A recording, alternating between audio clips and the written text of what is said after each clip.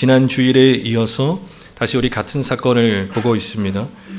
예수님께서 성전에 그 안에서 장사하는 사람들, 그리고 그들이 팔던 짐승들도 다 내쫓으시고 그들의 상을 뒤엎으시면서까지 더럽혀진 성전을 깨끗하게 하신 이 사건은 공간복음서에도 모두 기록되어 있는 사건입니다. 그런데 성전을 깨끗하게 하신 이 사건에 관하여서 마태와 마가와 누가의 경우에는 이 사건을 예수님의 공생의 아주 후반부에 위치하여서 기록했는데, 그에 반해 우리가 보고 있는 요한복음의 저자 요한은 이 사건을 예수님의 공생의 후반부가 아닌 아주 빠른 초반부에 기록을 했습니다. 시간상으로 보면 서로 맞지가 않죠. 그래서 오래전부터 많은 성경학자들은 이 사건을 2번 일어난 사건으로 해석해 왔습니다. 예수님께서 같은 행동을, 성전 안에서 사람들을 쫓아냈던 이 사건이 한 번이 아니라 예수님의 공생의 사역의 초반부에도 있었고 후반부에도 있었다, 이렇게 2번씩이나 있었다라고 많이들 봐왔는데, 그런데 최근에 이르러서는 다수의 성경학자들은 이 사건이 2번이 아닌 한 번 일어난 사건으로 보고 있습니다. 왜 요한은 예수님의 공생의 사역 후반부에 일어난 이 사건을 시간의 순서가 아닌 가나의 혼인잔치에서 일어난 물이 포도주로 변화된 첫 번째 표적에 이어서 2번째로 기록을 했을까요? 이것은 요한의 기록 방식을 우리가 보면 더 크게 이해가 됩니다. 시간의 순서에 따라 기록했던 다른 제자들과는 달리 요한은 사건들을 주제별로 선별하여서 자신만의 독특한 방식으로 기록을 했습니다.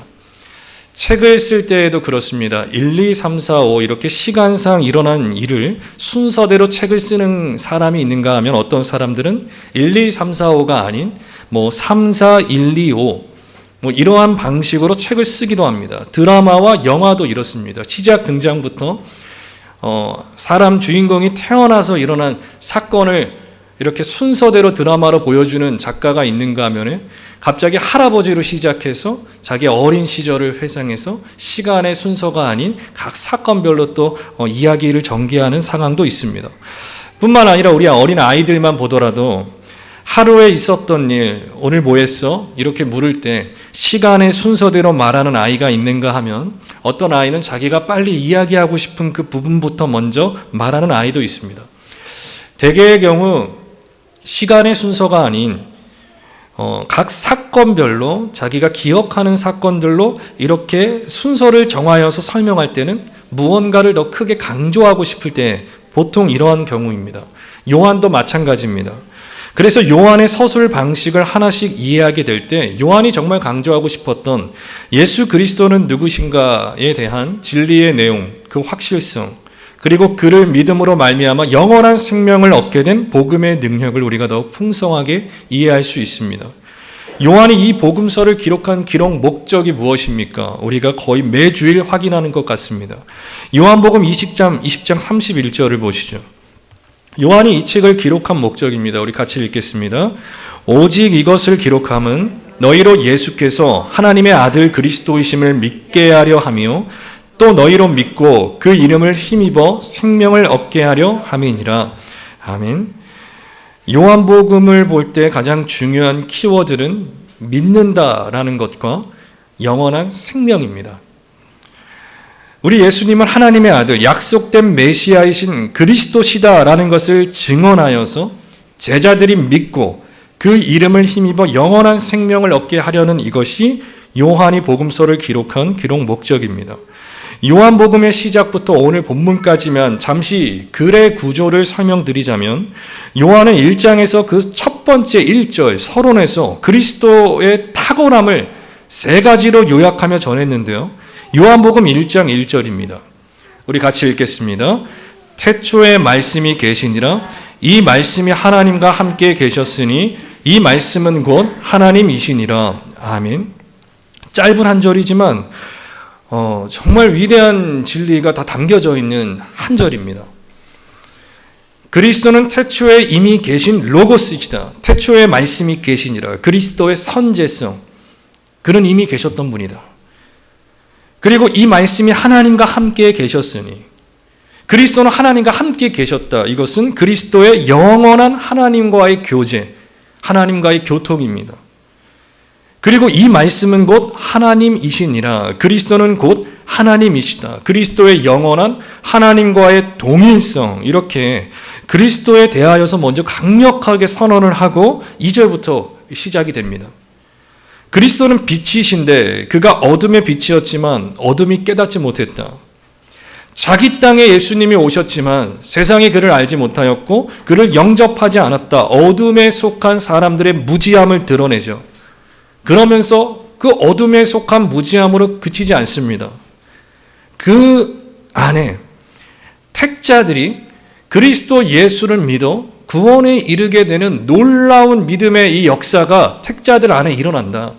이것을 이제 요한이 강조하면서 위대한 복음을 선언하는데 1장 14절을 보시면 같이 읽겠습니다. 말씀이 육신이 되어 우리 가운데 거하심에 우리가 그의 영광을 보니 아버지의 독생자의 영광이요 은혜와 진리가 충만하더라. 아멘. 자, 이제부터 요한이 사용한 특별한 전개 방식에 주목해야 합니다. 요한은 그리스도의 탁월한 본성을 전하면서 그분의 성육신, 그가 인간의 몸으로 이 땅에 오셨다는 것을 증언하는데 이때 요한이 사용한 독특한 표현이 있습니다. 말씀이 육신이 되어 우리 가운데 거하심에. 하나님이신 그리스도께서 인간의 몸이 되어서 그냥 사람의 몸이 됐다가 아니라 되어서 우리 가운데 거하심에라고 말을 하는데 여기에서 거하심에라는 단어는 거주했다라는 뜻을 가진 동사 스케노오라는 단어가 사용되었는데 이 단어는 장막을 치다라는 의미입니다. 성경에서 장막은 늘 하나님의 임재와 연결이 되어 있습니다. 이스라엘 백성이 출애굽하여 광야에서 하나님께서 명령하신 성막을 다 완공했을 때 그때의 기록입니다. 출애굽기 40장 34절 말씀에 구름이 회막에 덮이고 여호와의 영광이 성막에 충만하매. 장막 가운데 여호와의 영광이 충만하게 임재했다, 이렇게 말을 하죠. 성막이 완성된 이후에 하나님의 영광이 그 안에 충만하게 임재합니다. 여러분, 이것을 기억해야 합니다. 하나님의 임재, 하나님의 교통, 하나님과의 화해, 하나님과의 사귐, 그로 인하여서 갖게 되는 충만한 기쁨과 영광, 바로 이 임재의 방식이 성막을 통해 그리고 성전을 통해 하나님의 언약 백성들이 경험하게 되는데, 결국 이 성막과 성전이 무엇이냐? 바로 우리 주 예수 그리스도의 예표들입니다. 그러므로 이제는 실체가 오셨으니, 진짜가 왔기 때문에 그것을 예표한 그림자는 이제 사라지는 겁니다. 이제는 성막과 성전의 실체이신 우리 주 예수 그리스도께서 하나님의 영광이 충만한 참 성막으로서, 참 성전으로서 인간의 몸으로 이 땅에 오셨습니다. 이 점진적으로 확장되어 계시되는 성전의 의미를 우리가 꼭 이해해야 합니다. 그래야 우리가 흔히 이러한 실수를 범할 때가 많잖아요. 성전을 건축합시다. 오늘날 성도들이 성전 건축 감사헌금이나 성전에 가야지, 오늘 주일 아침이 되면 얘야 성전에 가야지 하나님 만나는 거야. 이 성전의 개념을 대부분 지금의 이 예배당 건물로 이해하는 사람들이 많은데, 점진적으로 확장되어 계시되는 성경 안에 나타난 성전의 의미를 여러분들이 제대로 아셔야 이 성전이 예배당을 사모하는 마음으로 말하는 그 마음을 어찌 제가 모르겠습니까? 그 마음도 귀하지만 그 정도의 수준이 아니라 성전이 이렇게 위대한 것이었구나, 이렇게 구약 안에서 성막으로 하나님께서 자기의 백성들을 만나 주셨던 이 일들, 제사장을 통하여서 희생제물을 바쳤던 그 모든 일들이 하나씩 점진적으로 확장되어 계시되어 가면서 이것이 우리 예수님을 통하여서 이루어지는 것이구나, 이것을 볼 때 오늘날 우리가 예배에 대하는 태도가 훨씬 구약의 백성들보다도, 신약 교회의 백성들보다도 우리는 더 큰 복음의 능력을 경험하며 이 자리에 우리가 앉아 있을 수 있습니다. 히브리서에서 이 위대한 진리를 잘 드러내주고 있는데, 히브리서 9장 9절부터 보시면 이 장막은 현재까지의 비유니 이에 따라 드리는 예물과 제사는 섬기는 자를 그 양심상 온전하게 할 수 없나니 이런 것은 먹고 마시는 것과 여러 가지 씻는 것과 함께 육체의 예법일 뿐이고 개혁할 때까지 맡겨둔 것이니라. 그리스도께서는 장래 좋은 일에 대제사장으로 오사 손으로 짓지 아니한 것 곧 이 창조에 속하지 아니한 더 크고 온전한 장막으로 말미암아 염소와 송아지의 피로 하지 아니하고 오직 자기의 피로 영원한 속죄를 이루사 단번에 성소에 들어가셨느니라. 아멘. 바로 이 이해를 가지고 오늘 본문을 우리가 읽을 때 요한의 특수한 기록 방식에 따라서 계시된 그리스도에 대한 온전한 지식을 더욱 선명하게 우리가 이해할 수 있습니다. 요한복음 1장이 딱 끝날 때 요한이 어떻게 딱 결론을 냈습니까? 예수님께서 하셨던 예수님의 자기 계시, 요한복음 1장 51절 말씀에 또 이르시되 진실로 진실로 너희에게 이르노니, 우리 예수님께서 하신 말씀입니다. 하늘이 열리고 하나님의 사자들이 인자 위에 오르락 내리락 하는 것을 보리라 하시니라.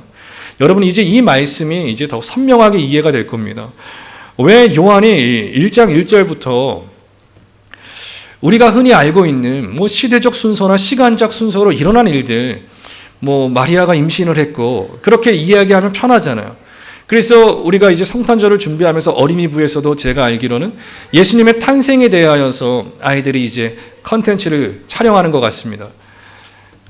보통 아이들의 경우에도 이렇게 동정녀 마리아에게서 임신된 우리 예수님의 그 모습을 하나씩 시간 순서대로 해야 아이들도 이해가 편하고 보는 사람들도 편한데, 내년에는 기회가 된다면 요한복음 1장과 2장을 한번 컨텐츠로 한번 찍어봤으면 좋겠어요. 상당히 어려울 겁니다. 갑자기 시작되자마자 예수님은 로고스시다, 만물의 근원이시다, 그는 하나님이시다, 이러한 선언이 먼저 들어간 이후에 그 다음에 어둠과 빛을 대조하면서 빛이신 예수께서 오셨지만 어둠이 깨닫지 못했다. 그런데 놀라운 비밀, 그 어둠에 속한 자들 가운데 그를 영접하여서 영원한 생명을 얻는 자들이 있더라.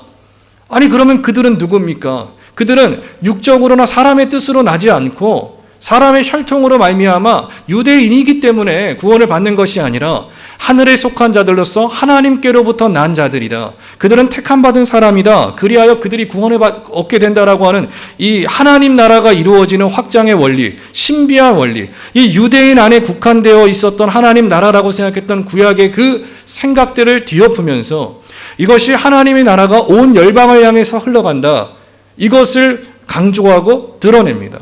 그러면서 예수님께서 야곱의 사닥다리가 우리 곧 예수님이셨다는 것을 예수님께서 직접 계시해 주시면서 예수님은 이런 분이시구나, 하늘과 땅을 이어지는 분이시구나, 그러면서 하나씩 표적들, 예수님께서 행하신 일들을 기록하는 겁니다.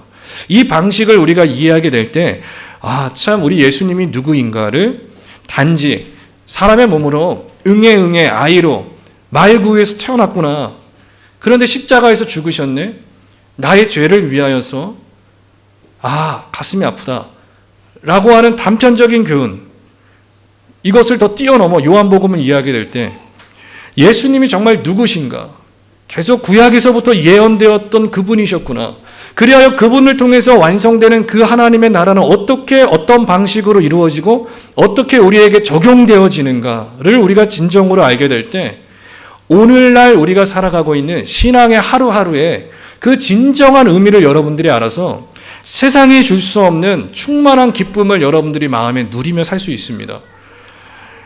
예수님께서 1장 마지막 51절에서 창세기 28장에 있었던 야곱이 꿈에서 본 환상을 갑자기 말씀하시는데, 하나님께서 야곱에게 이 환상을 보여주십니다. 그런데 야곱이 환상에서 이 꿈에서 깬 뒤에, 환상을 보고서 잠에서 깬 다음에 야곱이 무엇을 느끼는가? 여러분, 이것이 참 중요해요. 뭘 느끼냐면 하나님이 나와 함께 계시는구나를 느낍니다. 하나님이 나와 지금 함께 계셨구나, 하나님과의 교제를 야곱이 느낍니다. 그래서 창세기 28장 16절부터 보시면 야곱이 잠이 깨어 이르되, 잠에서 깬 겁니다. 여호와께서 과연 여기 계시거늘 내가 알지 못하였도다. 하나님이 나와 함께 계셨구나 하면서 17절에 이에 두려워하여 이르되, 두려움을 갖습니다. 이곳이요 이것은 다름 아닌 하나님의 집이요 이는 하늘의 문이로다 하고, 야곱이 아침에 일찍 일어나 베개로 삼았던 돌을 가져다가 기둥으로 세우고 그 위에 기름을 붓고 그곳 이름을 벳엘이라 하였더니 이 성의 옛 이름은 루스더라. 야곱이 하나님이 나와 함께 계셨다는 것을 깨닫고서 이곳은 하나님의 집이요 하늘의 문이다. 그래야 이곳 이름을 벳엘, 하나님의 집이라고 그가 정합니다. 다시 요한복음으로 와서 1장 마지막 절에 예수님께서 자기 자신을 가리켜서 야곱이 환상 중에 보았던 그 사닥다리, 하늘과 땅을 이어주는 그 사다리가 바로 나다. 예수님께서 이걸 말씀해 주십니다. 바로 이 관점으로 이제부터 요한이 기록한 예수님의 공생의 사역들을 하나씩 이해할 수 있어야 합니다. 하나님의 집, 하나님 나라, 성전을 어떻게 그리스도를 통하여서 완성되게 하시는가. 요한이 2장에서부터 이제 이것을 하나씩 예수님께서 행하셨던 표적들을 증거하면서 우리에게 드러내는 겁니다. 그 첫 번째 표적이 무엇이었습니까? 가나의 혼인잔치. 혼인잔치 가운데 포도주가 다 떨어져 버리고 예수님께서 유대인의 정결 예식에 따라 사용되었던 돌 항아리 6개를 가져다가 물을 가득 붓게 하신 후에 그 물을 모두 포도주로 바꾸시는 기적을 행하셨죠. 이것은 새 하늘과 새 땅의 놀라운 창조를 알리시는 선언입니다. 참 혼인 예식, 진정한 혼인 예식을 통하여서 연합이 새롭게 회복되었다. 그래서 요한은 이 일을 기적이라고 표현하기보다는 표적이라고 표현을 했습니다. 표적은 어떤 일을 드러내기 위하여서 일어난 일입니다. 이렇게 새 창조의 선언을 알린 이후에 그렇다면 그 하나님 나라, 그 거룩한 참된 혼인 예식, 연합이 어떻게 이루어지는가? 이제 그것을 두 번째 표적을 전하면서 새 창조는 우리 주 예수 그리스도의 십자가 죽으심과 부활로 말미암아 이루어지게 된다는 것을 전하는 겁니다. 그래서 또 이 단어를 쓰죠. 유대인의 유월절이 가까웠을 때 요한이 요한복음 안에 계속 유대인을 부정적으로, 유대교를 부정적으로 표현하는 설명이 아주 많습니다. 뭐만 하면 그냥 설명하면 되는데 돌 항아리 6개가 있었다 이러면 되는데 유대인의 정결 예식에 따라 있었던, 그리고 예수님께서 성전으로 그냥 가셨다라고 하면 돼. 아니면 그냥 절기를 지키러 가셨다 하면 되는데 유대인의 유월절이 가까웠을 때, 이런 표현은 이제 다음 표적들에서도 계속 등장합니다. 예수님께서 예루살렘 성전으로 가셔서 이방인의 뜰에서 제사의 희생제물을 팔고 있는 사람들, 또 돈을 환전해 주는 사람들을 모두 내쫓으셨는데 이 일은 옛 시대는 이제 끝났고 이제 새 시대가 열렸다는 것을 드러내는 사건입니다. 예수님께서 성전에서 장사하는 사람들을 다 내쫓았죠. 그리고 이제 오늘 본문이 그 쫓은 뒤에 사람들 몇이 찾아와서 예수님께 따지며 이렇게 질문을 합니다. 오늘 본문을 다시 보시죠. 18절부터 22절까지 말씀입니다. 18절부터 22절까지입니다. 우리 다 함께 본문을 같이 한 목소리로 합독하여 읽겠습니다. 이에 유대인들이 대답하여 예수께 말하기를 내가 이런 일을 행하니 무슨 표적을 우리에게 보이겠느냐? 예수께서 대답하여 이르시되 너희가 이 성전을 헐라 내가 사흘 동안에 일으키리라. 유대인들이 이르되 이 성전은 46년 동안에 지었거늘 내가 3일 동안에 일으키겠느냐 하더라. 그러나 예수는 성전된 자기 육체를 가리켜 말씀하신 것이라. 죽은 자 가운데서 살아나신 후에야 제자들이 이 말씀하신 것을 기억하고 성경과 예수께서 하신 말씀을 믿었더라. 아멘. 예수님께서 성전 안에 이방인의 뜰에서 장사하는 사람들, 그리고 짐승들도 환전해 주는 사람들 모두 다 내쫓은 이후에 산까지 막 뒤엎었죠. 그런데 이 일을 이제 유대인 종교 지도자들이 가만히 둘 리가 없습니다. 그들이 예수님께 묻는데 그들의 관심은 뭐냐면 권세입니다. 권세. 대체 너는 누구이기에 이런 일을 행하였느냐? 권세입니다. 도대체 너는 이 일을 행할 만한 사람이라는 것을 어떻게 우리한테 드러내겠느냐? 그들의 질문의 요지입니다. 그래서 표적을 구하는 겁니다. 18절에 너가 이런 일을 행하니 왜 뒤집었냐? 라고 끝나지 않고 이런 일을 행했는데 이제 무슨 표적을 우리에게 보여줄래? 라고 묻는 겁니다. 예수님께서 채찍까지 휘두르시며 내쫓으신 모든 사람들은요, 유대인 종교 지도자들이 아니라 장사하는 사람들이었습니다. 그런데 예수님께 질문하는 사람들, 오늘 본문에 다 쫓김을 당한 뒤에 질문하러 온 사람들은 유아 오이, 이 단어는 유대 종교 지도자들입니다. 그냥 사람들이 아니라 예루살렘 성전의 고위 관리자들이나 사내들인 공회의 회원들을 가리킵니다. 정작 쫓김을 당한 사람들은 입 다물고 떠났는데 그 곁에 있었던 사람들, 또 이 일에 대하여서 듣고서 바로 등장한 사람들, 유대 종교 지도자들이 예수님께 표적을 구합니다. 그들이 구하는 표적이란 이런 일을 행할 수 있는 권세 있는 사람이 너가 맞다라고 하는 그걸 우리한테 증명하라. 공간복음서 안에서도 여러 차례 바리새인과 사두개인들이 예수님께 나와서요, 무엇보다 표적을 구합니다. 그때마다 예수님께서 이렇게 대답을 하십니다. 마태복음 16장 4절 말씀입니다. 악하고 음란한 세대가 표적을 구하나 요한의 표적밖에는 보여줄 시고 그들을 떠나 가시니라. 아멘. 요나의 표적밖에는 보여줄 표적이 없다, 이렇게 말씀하십니다. 그리고 성전 안에 있는 장사하는 사람들을 다 내쫓은 뒤에 표적을 구했던 유대 종교 지도자들에게는 이번에는 뭐라고 말씀하시냐면 이 성전을 갑자기 헐라라고 얘기해요. 그러면 사흘 동안에 내가 다시 일으키리라, 또 어려운 비유로 말씀을 하십니다. 예수님은 늘 비유로 말씀하시면서 비밀을 전하셨습니다. 그래서 어둠에 속한 사람들은 이 비유를 깨닫지 못했고 하나님의 자녀가 되는 권세를 얻은 택자들은 영광의 소망으로 그 비유를 깨닫게 됩니다. 이것은 오늘날, 아니 우리 주님 다시 오시는 그 재림의 날까지 계속되는 방식입니다. 하나님의 언약의 백성들은 감추어진 진리를 성령 안에서 그리고 계시된 성경을 통하여서 발견하게 됩니다. 그러나 어둠에 속한 사람들은 이 진리를 발견한 크리스찬들을 가리켜서 어리석고 미련한 사람들이라고 판단하고 그들을 멸시합니다. 유대 지도자들은 눈이 어두워서 빛이신 예수 그리스도를 영접하지 못했습니다. 그래서 표적만 구하고 예수님께서 하시는 모든 비유들을 깨닫지를 못합니다. 우리는 이렇게 성경의 말씀을 우리가 강론을 들으면서 성전을 헐라, 사흘 동안에 다시 일으키리라라고 얘기하셨던 이 예수님의 말씀이 그래요.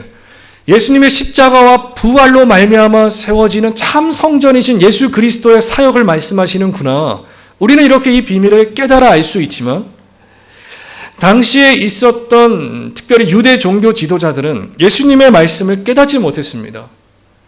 그리하여 그들의 교만함과 그들의 눈 어두움 때문에 그들이 예수님을 영접하지 않았는데 그때 그 당시에도 예수님을 따라다녔던 제자들도 그때 미처 알지 못했겠죠. 이 말씀이 무슨 의미일까를 몰랐을 텐데 이들이 그 이후에 예수님을 따라다닌 뒤에 예수님께서 십자가에 죽으시고 부활하신 그 이후에 성령을 받은 그 뒤에 이들이 이걸 회상하면서 이게 예수님에 대한 일이었구나라는 것을 믿었습니다.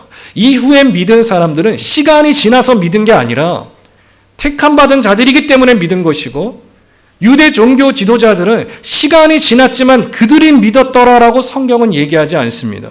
오늘 본문의 결론도 좀 함께 보면 좋을 것 같습니다. 우리 첫 번째 가나의 혼인잔치의 결론과 오늘의 결론도 아주 비슷한 패턴이 있는데 먼저 가나의 혼인잔치의 결론이 무엇이었습니까? 2장 11절에 예수께서 이 첫 표적을 갈릴리 가나에서 행하여 그의 영광을 나타내심에 제자들이 그를 믿으니라. 그리고 두 번째 표적으로 요한이 기록한 성전을 깨끗하게 하신 이 사건의 결론도 같은 맥락입니다. 2장 22절에 죽은 자 가운데서 살아나신 후에야 제자들이 이 말씀하신 것을 기억하고 성경과 예수께서 하신 말씀을 믿었더라. 믿은 겁니다.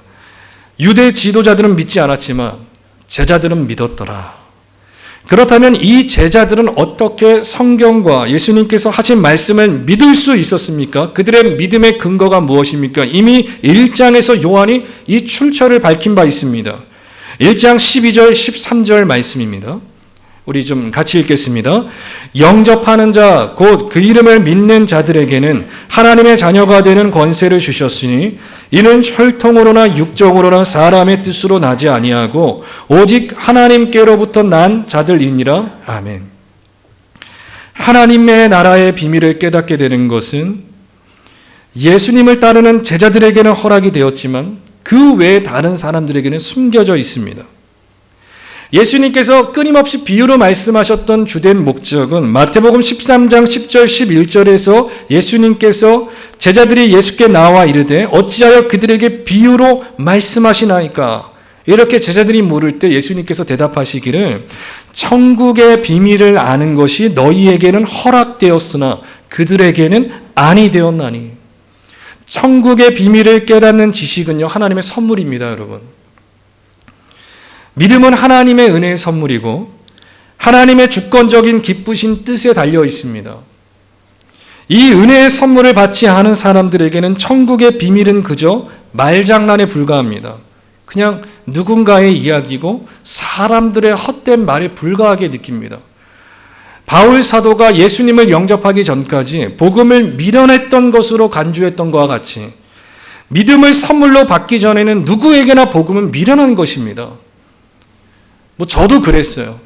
저도 예수님을 참되게 영접하기 전에는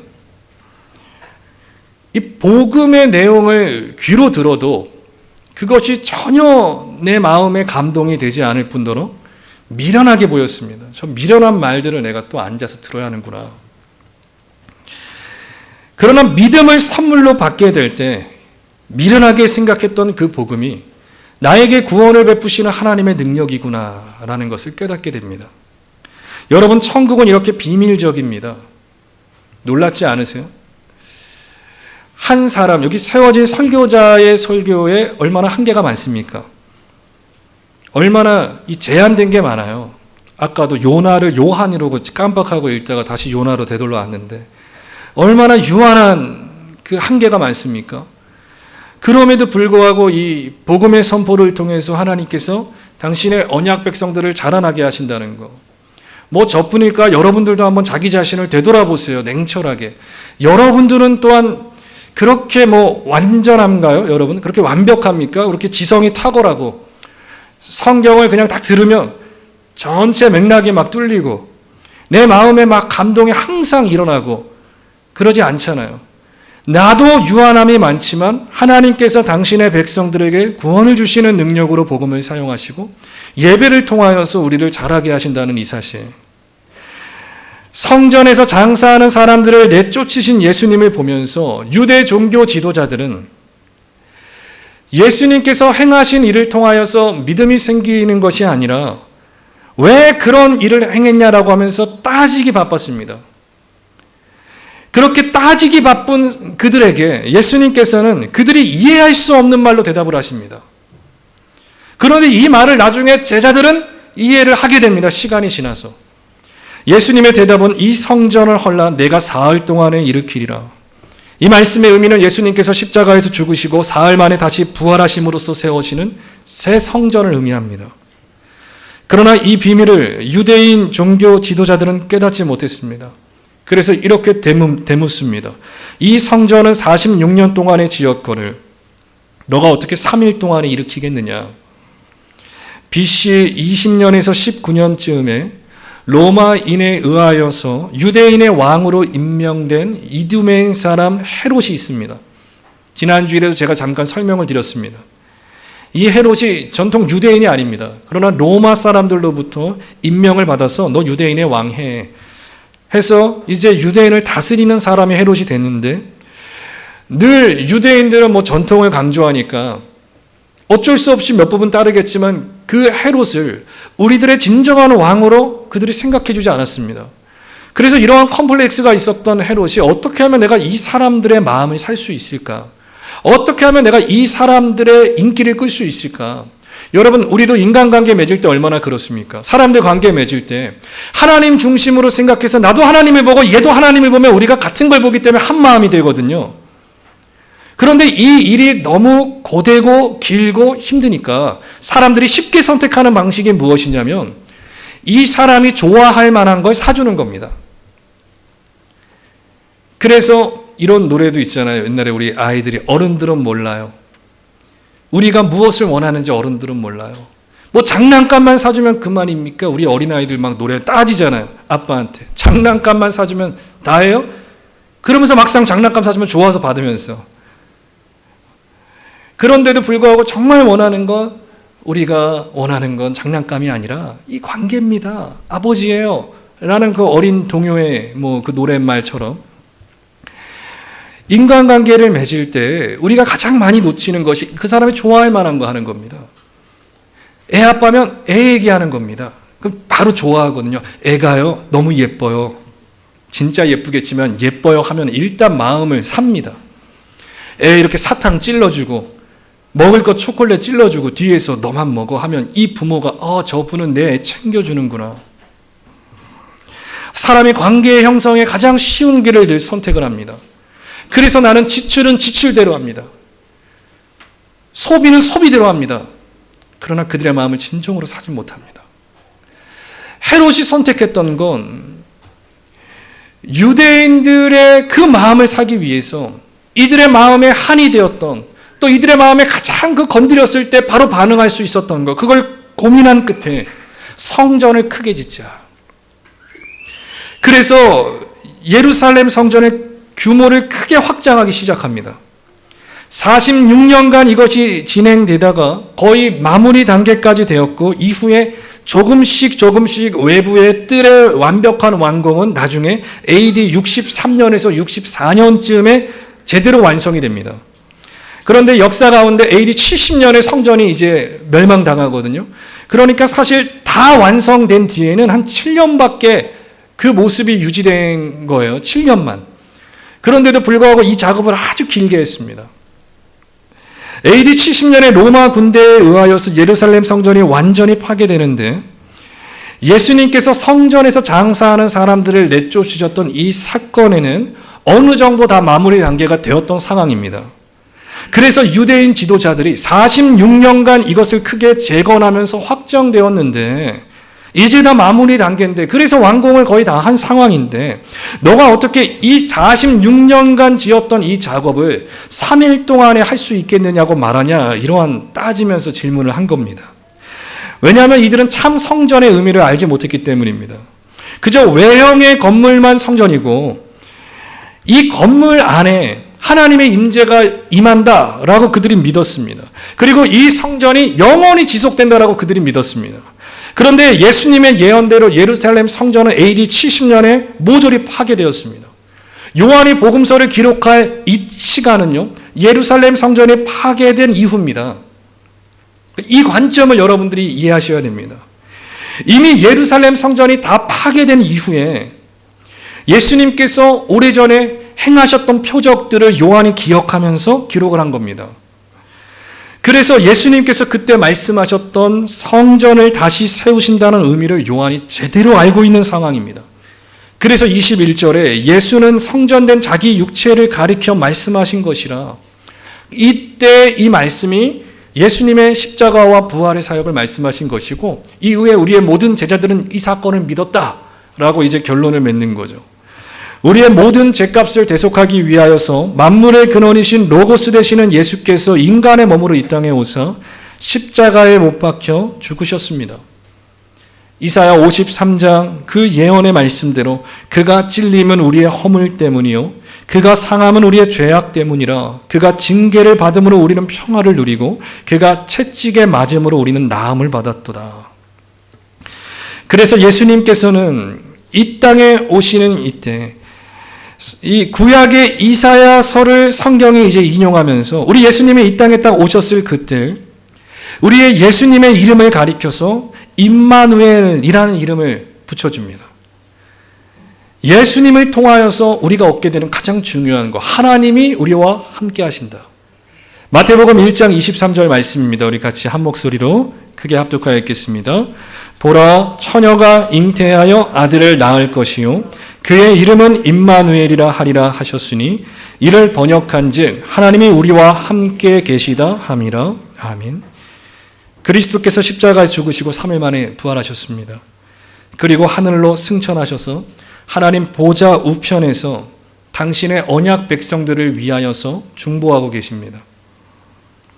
그리고 하나님의 언약 백성들은 성령 안에서 그리스도와 연합되어서 이미 하늘에 앉아있는 하늘 시민이 되었고 아직 이루어지지 않은 시간 가운데 지상의 삶을 감당하면서 우리는 위의 것을 생각하며 땅을 살아가는 시간 속에 우리가 존재해 있습니다. 이 놀라운 구원 또한 위대한 사명이 우리에게 임하게 된 것은 참 성전이신 우리 예수님께서 그의 핏값으로 주님의 교회를 사셨기 때문입니다. 그래야 우리는 이제 그리스도 안에서 충만한 하나님의 영광을 목격할 수 있는 자들이 되었습니다. 하나님의 임재가 있습니다. 하나님이 지금 우리와 함께 하십니다. 하나님의 영광을 우리가 경험할 수 있습니다. 그리스도 안에 우리가 속해 있기 때문에 우리는 지금 하나님과 함께 있습니다. 하나님과 함께하는 삶은요, 세상의 원리처럼 힘의 논리로 지배되어지는 삶이 아니라 은혜와 진리의 충만함으로 사는 삶입니다. 그래서 요한복음 1장 14절에 말씀이 육신이 되어 우리 가운데 거하심에 장막을 치는 겁니다. 우리가 그의 영광을 보니 아버지의 독생자의 영광이요 은혜와 진리가 충만하더라. 하나님의 임재를 누리는 삶은요, 은혜와 진리가 지배하는 삶입니다.